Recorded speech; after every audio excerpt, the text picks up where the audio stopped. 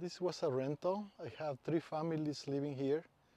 The oldest of my tenants was 85 and she lived here for 34 years.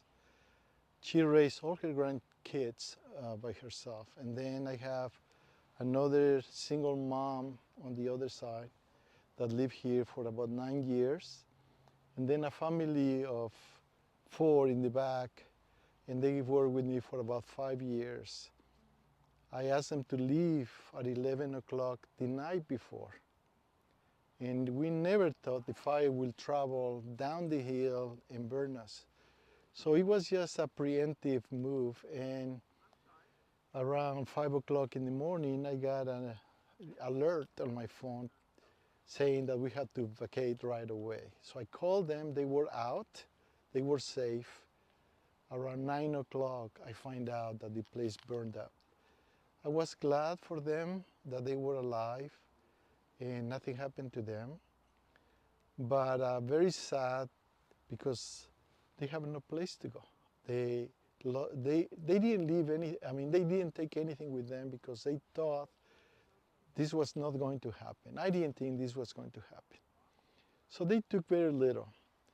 So it has taken all last week time to relocate them, to give them or take them places to get assistance from FEMA, from Housing Authority, and the back family, from friends, and people in the community that has helped us.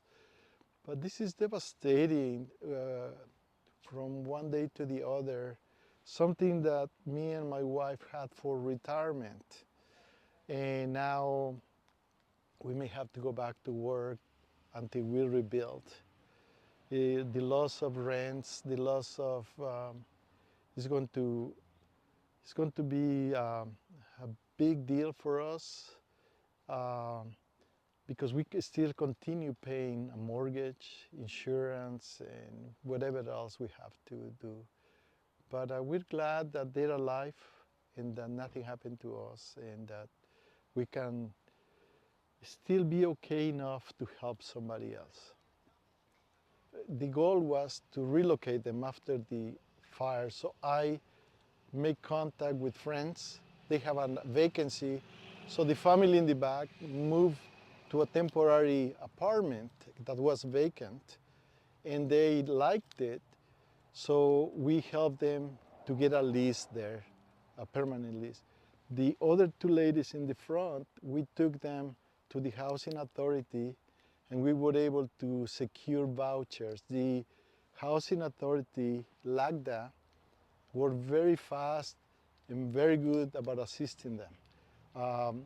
It took less than 4 days for them to be able to have enough money to move to a permanent place for now until there is a change in their housing arrangements. Do you have a message for Governor Newsom?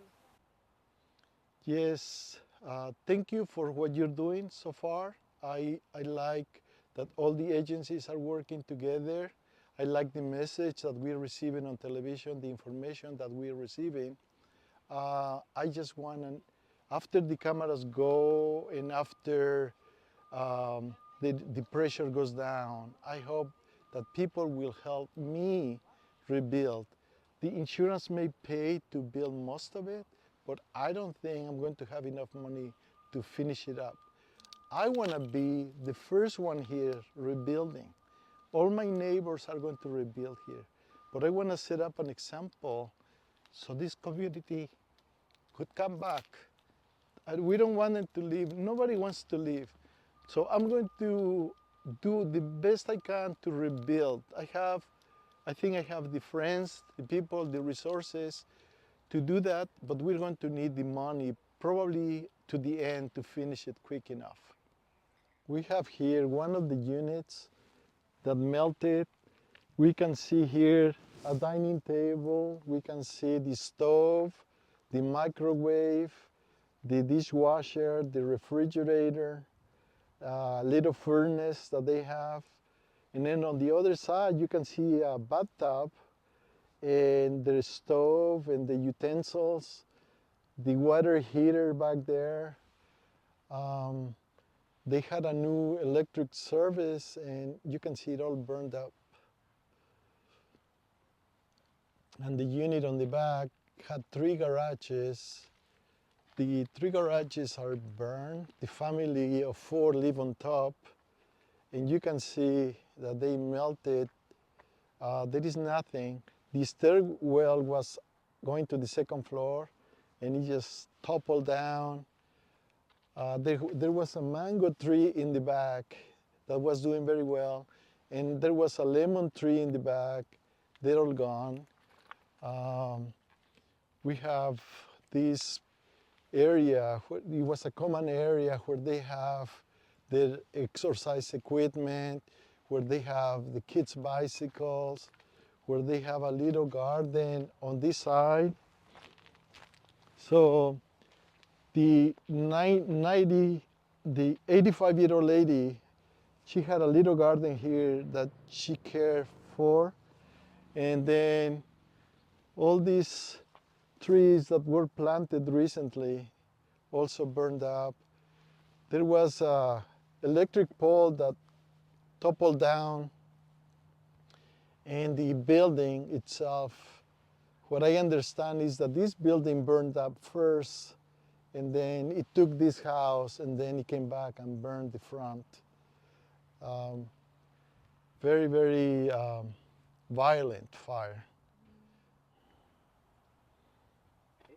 The night of the fire, all we remember is, the building was a 2-story building, and I remember just seeing the flames from our 2nd floor window, and we decided to leave the place because there was a lot of smoke already on this side. So we left around 9 p.m. My understanding is that the building caught on fire around 4 a.m. So we were not able to take anything with us because we were thinking, that the fire was not gonna get this far, but it did. So unfortunately, we moved up to. He helped us out with finding another apartment unit, like close to downtown LA, downtown Los Angeles. From the state or the county, so far we haven't got anything yet. We already put a request on it, so it's still pending. But as far as community, it's been amazing. As you can see, if you go down south, you see a lot of community, gathering and giving a lot of stuff away for people, that have pretty much nothing at this point. So it's been amazing. I can't really tell whose fault was this. We understand how strong those winds were, and we understand that firefighters, couldn't do much about it. Those winds, they were, taking down trees, electrical poles. So you can imagine, how strong they were, and that's how the fire got all the way to here. Tomas here was one of my best tenants. He was always on time, and when he was leaving before payday, he will call me and say, "Hey, I have the rent here for you." So I'm indebted for him and his kids. His kids are so educated, so respectful, very smart, very intelligent. So the least I can do. Thank you.